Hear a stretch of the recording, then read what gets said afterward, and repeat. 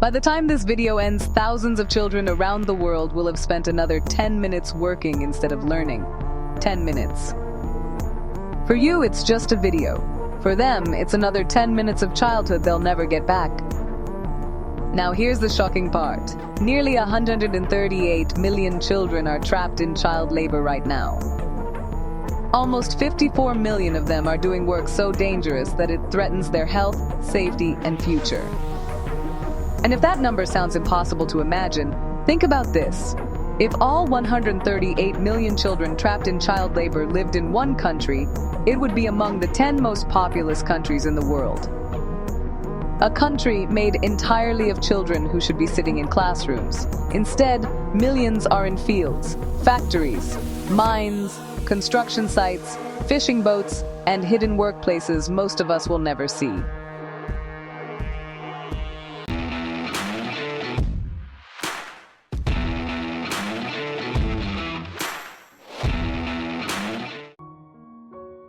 June 12th is World Day Against Child Labor 2026, and over the next 10 minutes, we're going beyond the statistics to understand why this crisis still exists, why it continues, and what the world is doing to finally put a red card to child labor. Those numbers are shocking, but statistics alone don't tell the real story, because behind every number is a child with dreams, a child with talents, a child with potential, a child who deserves a future. At this very moment, somewhere in the world, a 10-year-old child is carrying bricks instead of books. At this very moment, a young girl is working in a field instead of learning how to read. At this very moment, a child is handling dangerous chemicals instead of playing with friends. These children are not asking for luxury. They are not asking for privilege. They are asking for something much simpler, a chance to be children.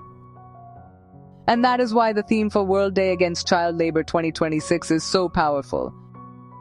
Red card to child labor, fair play for children, decent work for adults.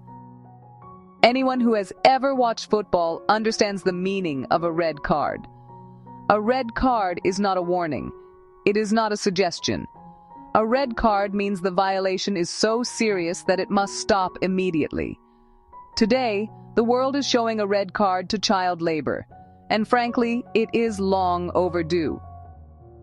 Because this is not just an economic issue. It is not just a social issue. It is not just a development issue. It is a moral issue. Every time a child is forced to work, humanity fails one of its own. But here's the part most people don't know. The biggest tragedy of child labor isn't what it does to children today, it's what it steals from tomorrow. Think about it. Every child forced to leave school loses opportunities. Those lost opportunities become lower wages. Lower wages become poverty, and poverty often pushes the next generation into child labor all over again. In other words, child labor doesn't just steal childhood, it manufactures more poverty. Generation after generation. This is the poverty engine that keeps millions trapped. And that's exactly why, despite decades of progress, the fight isn't over. Now this creates a difficult reality. Most parents do not send their children to work because they do not care. They send them because poverty leaves them with impossible choices. A parent chooses between food today and education tomorrow, between paying rent now and keeping a child in school, between survival and opportunity. That is not a choice any parent should ever have to make. And this is exactly why this year's theme contains a second message that is just as important as the first. Decent work for adults. Because when adults earn fair wages, children stay in school. When families have social protection, children stay in school. When communities have economic security, children stay in school. The solution isn't just pulling a child out of a job, it's breaking the economic loop that put them there. That understanding is why leaders from around the world recently gathered in Marrakech, Morocco, for the 6th Global Conference on the Elimination of Child Labor. The conference produced the Marrakech Global Framework for Action, a roadmap designed to accelerate efforts to eliminate child labor. The framework recognizes something critical. Child labor cannot be eliminated through slogans alone. It requires quality education. It requires social protection. It requires decent jobs for adults. It requires stronger laws. It requires better monitoring. And it requires businesses to ensure that profits are never built on the exploitation of children. Because when we remove a child from labor and place them into education, it is not just a child saved. It is a cycle broken, a future changed, a generation transformed. And that brings us to the true cost of child labor. Before we end, think about this. Somewhere in the world tonight, a child will go to sleep exhausted from a full day of work. Not because they made a choice, not because they lacked ambition, not because they didn't have dreams, but because circumstances decided their future before they were old enough to decide it themselves. And that should disturb every one of us. Because talent is distributed equally, opportunity is not.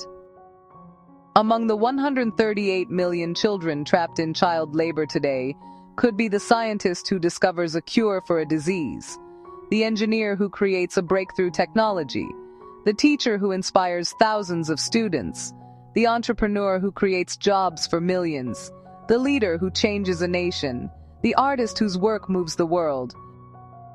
The problem is not that these children lack potential. The problem is that the world may never get the chance to see it. That is the true cost of child labor. Not just what children lose, but what humanity loses with them. So on this World Day Against Child Labor 2026, let us raise the red card. A red card against exploitation. A red card against indifference. A red card against every system that steals childhood and replaces it with labor. The campaign calls for fair play for children and decent work for adults. Because when adults have decent jobs, children can stay in school.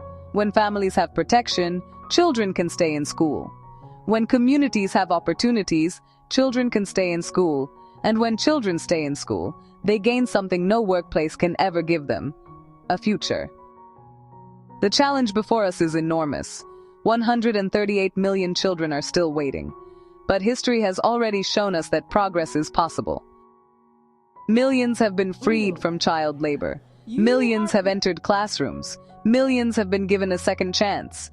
Now it is our responsibility to ensure that millions more follow. Because every child deserves a classroom instead of a workplace. A book instead of a burden. A dream instead of a deadline. And the freedom to simply be a child. The next 10 minutes will pass whether we act or not. The question is, what future will those children find when those 10 minutes are over? Thank you.